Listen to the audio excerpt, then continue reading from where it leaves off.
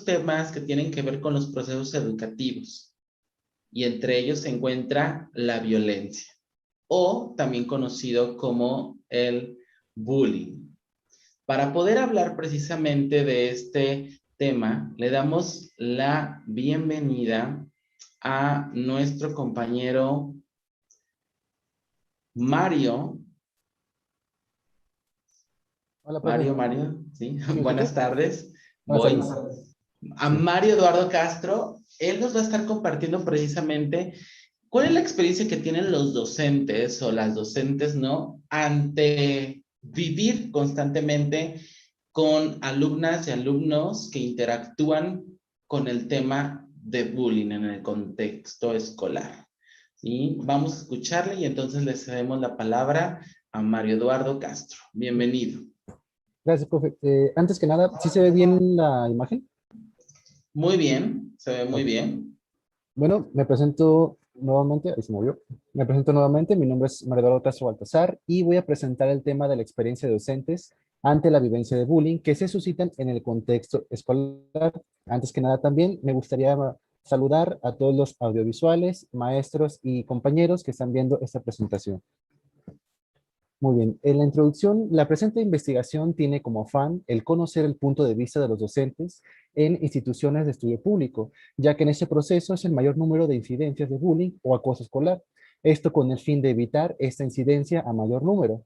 La palabra bullying es de origen inglés y significa acoso escolar, el cual puede definirse como el maltrato físico o psicológico o conducta agresiva de un estudiante a otro o a grupo de alumnas y alumnos, que se produce en el ámbito escolar, que se repite y puede causar diferentes daños según el agravio. El bullying puede tener diferentes facetas, ya sea en conjunto o individualmente. Se dividen en cuatro principales, que es la física, se trata de agresión física, patadas, golpes o algún golpe con algún objeto contundente.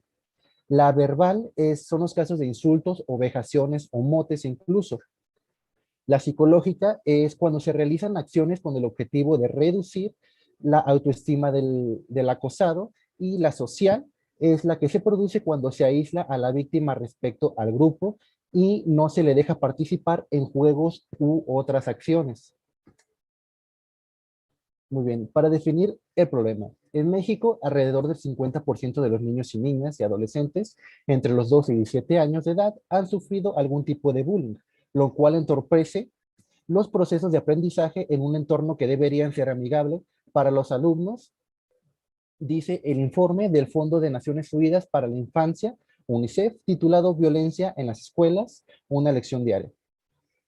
El estudio, que abarca encuestas a alumnos y alumnas de los países que integran la Organización de las Naciones Unidas o la ONU, indican que este problema no es exclusivo de México, ya que la mitad de los niños y niñas y adolescentes, unos 150 millones, sufrieron algún tipo de agresiones en su centro escolar por parte de sus compañeros.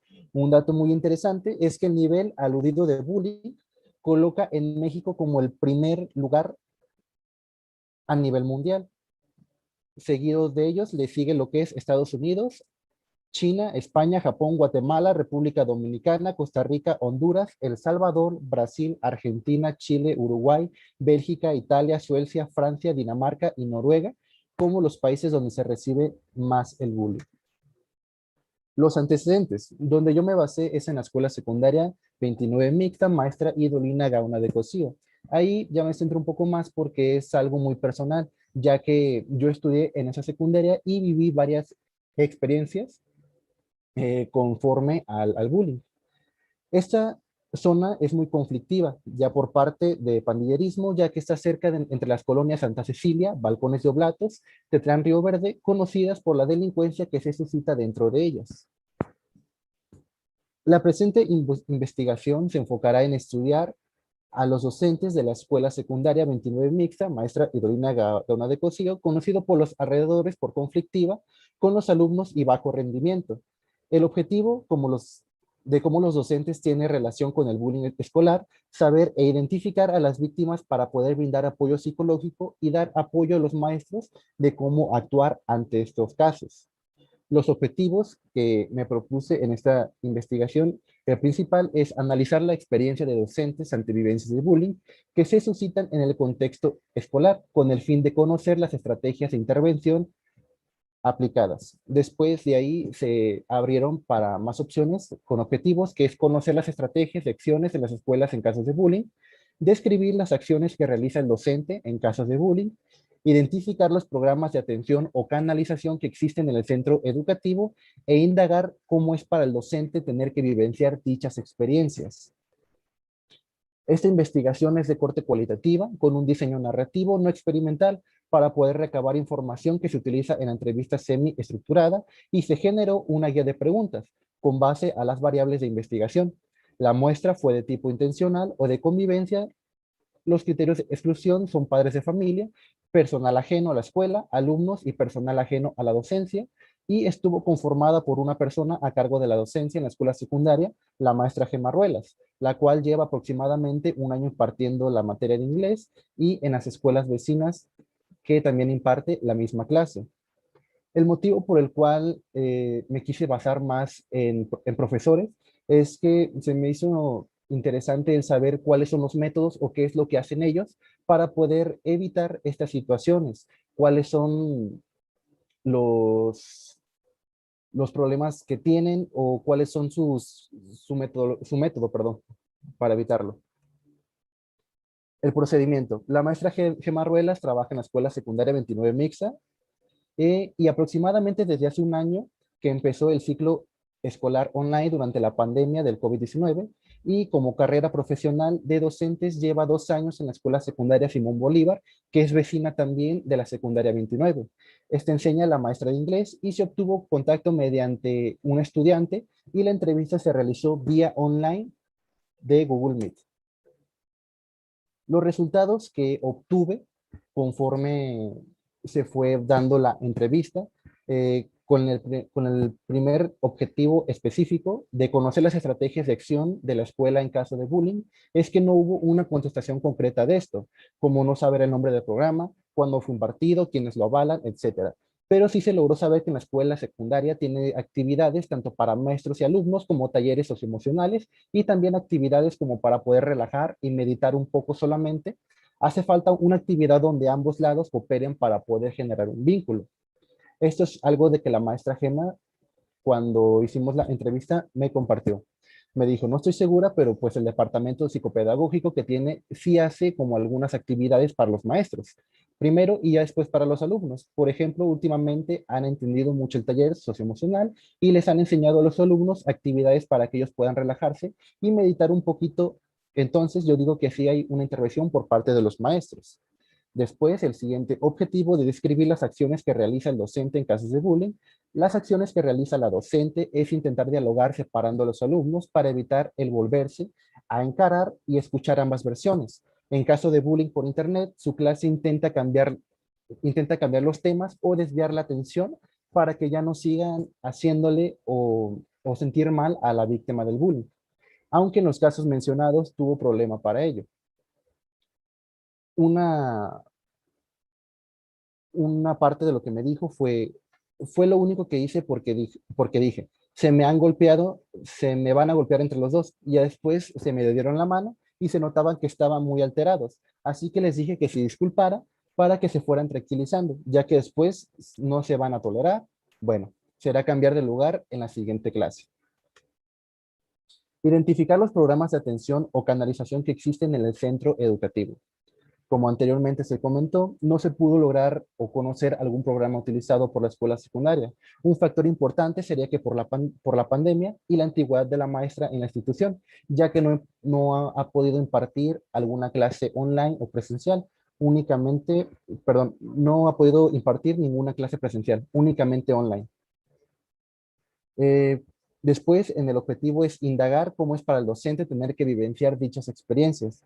Lo que mencionó la maestra Gemma Ruelas fue que es incómodo y a veces alarmante porque no sabe cómo trabajar con ellos. En esos casos, como él no puede separar a unos niños por su cuenta o tratar de calmarlos, porque menciona que aún después del incidente tuvo esta sensación de tensión en el ambiente.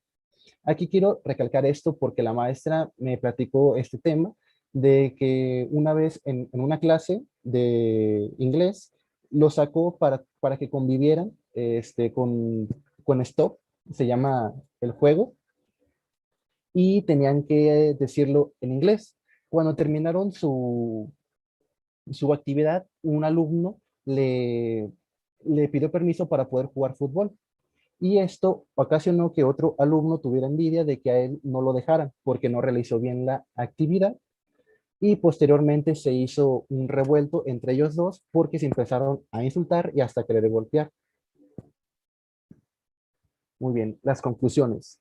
Con base a la interpretación de los resultados, se puede decir que en la escuela secundaria 29 mixta, Maestra Idolina Gaona de Cosío, no hay muchas capacitaciones para docentes en casos de presentarse un caso de bullying, ya que en la entrevista se conoció casos pasados y no se tiene el conocimiento de cómo prevenirlo y mucho menos el cómo evitarlo.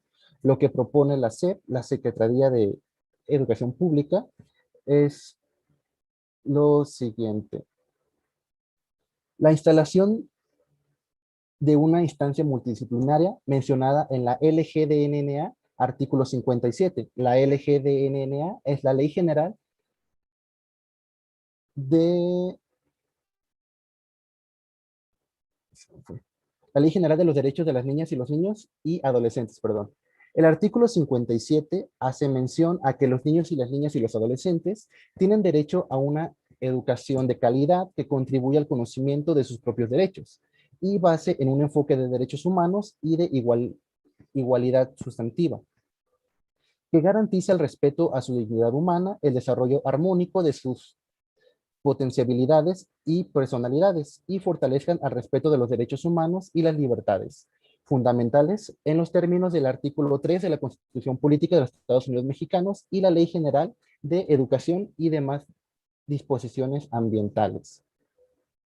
En este caso, si no se tiene lo que es una instalación de la instancia multidisciplinaria, lo que se tiene que hacer es pasar el reporte a, a la dirección que esté en turno para que ellos puedan tomar cartas en el asunto. Después es conocer y aplicar los documentos normativos y de organización escolar expedidos por la Secretaría de Educación Pública, que a través de esto cada uno de las autoridades educativas locales y de carácter interno del plantel. Después es contar con formación en derechos humanos para trabajar con el plan y los programas de estudio desde un enfoque de derechos a favorecer los aprendizajes relacionados con valores, actitudes y habilidades en educación para la paz, en la salud, prevención de la violencia, entre otros. Después es conocer la Ley General de Derechos de las Niñas y Niños y Adolescentes como, como primordial. Observar y estar alerta ante cualquier cambio de conducta del alumno dentro y fuera del aula. Informar a la autoridad inmediata cualquier hallazgo y o indicador asociado a la posibilidad del acoso escolar. Después, aplicar durante la jornada escolar las acciones que se señalan en este documento, así como estrategias que ayuden a mejorar la convivencia escolar. Y por último, reportar a su autoridad inmediata cualquier situación de riesgo para niñas, niños y adolescentes que se observe en áreas de servicio, patios y demás instalaciones del plantel fuera de este, pero dentro del horario escolar. Y nada más que a mí se me olvidó poner el cartel, pero dejé el link. De igual manera voy a estar subiendo lo que es la imagen completa en las redes sociales para que si le quieren echar una revisada, verlo y evaluarlo, pues me pueden poner en los comentarios y podemos dialogarlo sin ningún inconveniente. Y de mi parte sería todo, maestro. Ok, muchísimas gracias, Mario. La realidad es muy interesante escuchar de viva voz qué ocurre con las maestras y los maestros cuando se le presentan casos de bullying. De entrada, y coincido contigo, que el hecho de separar no es una intervención, sino más bien ahí necesitamos como docentes el desarrollo de habilidades para intervenir y poder tal vez hacer un proceso de canalización y atención precisamente para dar una mejor contención a los diferentes casos que en algún momento se nos presentan. Tenemos dos preguntas para ti. Pregunta a alguien de YouTube si existen datos de que la escuela que tú mencionas es conocida como conflictiva o si es solamente una situación empírica. Eh, si hay datos que lo confirmen. Bueno, no sé si se puede contar. Cuando yo hice trámites a la escuela secundaria, lo que se decía es que los alumnos con más bajo rendimiento se quedaba la secundaria 29. Era como el rechazo de todas las otras secundarias. Y por lo regular, donde está la secundaria, abajo hay un parque donde se juntan mucho pandillerismo. Entonces, estos muchachos se venían para acá, para la secundaria, y ofrecían las drogas. Este, como datos, no puede haber, pero eh, por experiencias, por lo que se escucha, la escuela secundaria 29 son de las más bajas que se puede estar. Ok. Habría que seguir como un poco revisando, a lo mejor se puede encontrar algún dato sobre el perfil que tiene esa escuela, pero creo que sí queda muy claro cuando pones el contexto de que se encuentra la escuela dentro de una zona conflictiva, ¿no? Hablabas de Santa Cecilia, hablabas de Oblatos, hablabas como de algunas colonias, ¿no? Que incluso si nos vamos como a a datos no periodísticos, podemos encontrar constantemente que esas zonas son las que más indicadores de violencia y acciones delictivas existen, ¿es correcto? Sí, profe. Ok, muy bien. ¿Algo más que quisieras agregar? No sé, me dijo que tenía dos Ah, sí, preguntas. cierto. Aquí tengo la otra. Dice, con lo investigado, ¿qué otras propuestas de investigación tú rescatarías? Lo que yo rescataría, Ujú. o sea, Es decir, nuevas ideas de investigación a ujú. partir como de este primer acercamiento que hubo con la maestra. Bueno, lo que la maestra me comentó es que hay profesores que se han metido en casos de bullying. En este caso, hay profesores que fueron hincapié para dar seguimiento al bullying y también hay profesores a los que son puntos de bullying. Ujú, También se puede partir desde qué es lo que piensan los alumnos o cómo es la vivencia para ellos. ujú, ujú. También se puede partir de padres de familia, de cómo es el padre del acosador y del acosado. Ok. Son Entonces, varios. a lo que estoy entendiendo sería cómo ampliar tu muestra, incluir, por ejemplo, experiencia de maestros varones, ¿no? O de maestros, ¿no? Como con estas características que han intervenido, los que no han intervenido, inclusive a maestros que se les señala y a lo mejor hacer un comparativo por las diferentes experiencias a partir de la diferencia de género. También escucho que mencionas como tomar la voz de alumnas y alumnos para ver cómo lo están viviendo, ¿sí? Y tomar también la voz de padres de familia para ver qué es lo que sucede desde su punto de vista. Serían como esas varias investigaciones alrededor de esta, ¿correcto? Bastante. Ok, vale. Muy bien, muchísimas gracias.